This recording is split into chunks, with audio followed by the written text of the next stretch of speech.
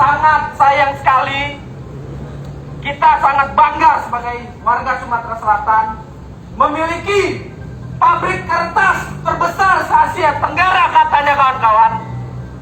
Tetapi kita lihat apa yang didapatkan masyarakat sekitar yang berada di lingkungan yang dibangunkan pabrik kertas tersebut. Apakah mereka sejahtera? Tidak. Apakah mereka kaya raya? Tidak. Padahal kita tahu semua proses pembangunan PT itu pasti ada undang-undangnya, betul kan kawan? Betul.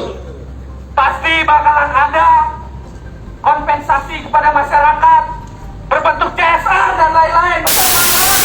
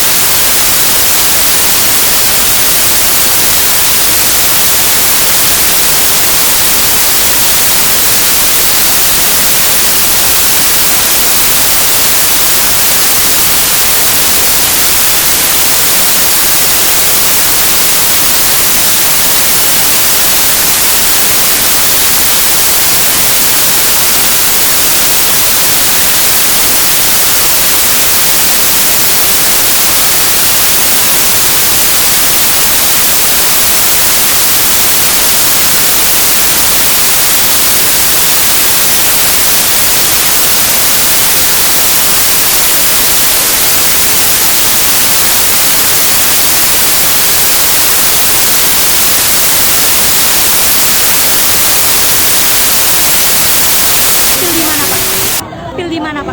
Malam gitu, malam gitu. Pak, kenapa lebih memutuskan milih kayak jadi cosplay, teruskan milih kayak jadi anak lain ini nggak kerjaan lain nggak? Jangan lupa subscribe, share, komen, dan like ya.